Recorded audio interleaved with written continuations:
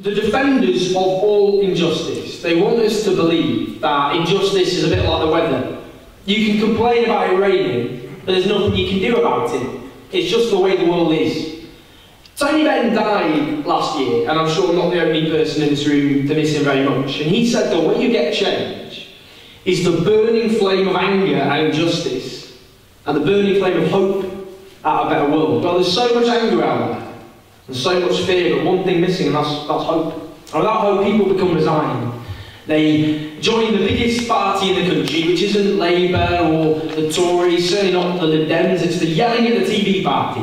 It just seems so utterly, obviously outrageous and unjust that there can be a so-called democracy where it is suggested that it is a marvellous thing for the government to have 100 people signing this bloody letter on the front page of one of their own newspapers saying, look, these people are supporting the government and they don't want Labour. So almost sort of saying, and these are the people that matter. So really, these are the only people who should have a vote. I don't know why anybody else has a vote unless they're at least £50 million. It's this disgusting thing. And it's honestly true. I thought I was writing a column about it yesterday. I thought, well, I haven't really got the time or wherewithal to go through all 100, but I bet if you go through all 100, you'll find that one or two of them have got all sorts of dodgy tax dodging connections. But I haven't got time or the ability to do that, but I will look up the very first one, just on the off chance. His name was Anand.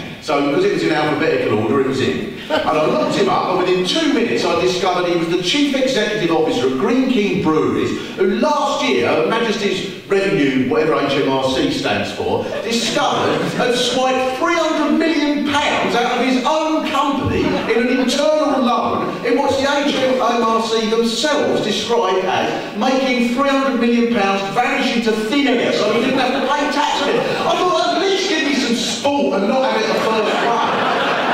If we actually look back just a few years ago, people did actually riot. And I think although the government and the mainstream, they tried to depoliticise those events that took place, but actually I think that was an expression of a disaffected youth, people who were very, very angry with the system, people who were very, very angry with everything that was going on, the way that they were being treated, and there was riots that took place actually, you know. Now, I suppose the question really is how you create, how we can focus that anger into something that's progressive, that's positive, and in a way that actually has a serious impact on society. I think of the students back in 2010, and they had the trebling of tuition fees, the snatching away of the educational maintenance allowance, which summed up a government of millionaires slamming the door in the faces of working class young people across this country.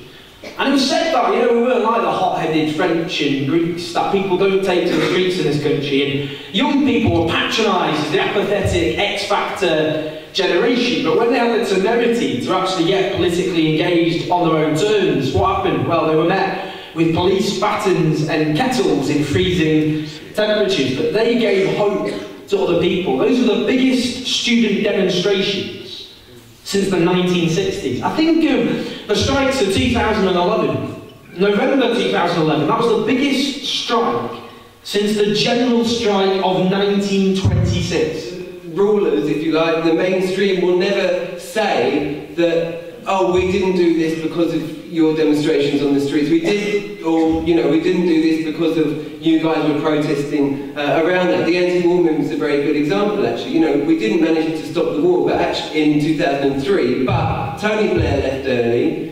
The government lost the vote on going to war in Syria last year, and I think those were testament to the work of the anti-war movement over the last 13 years or over a decade. And I think we've got to remember that.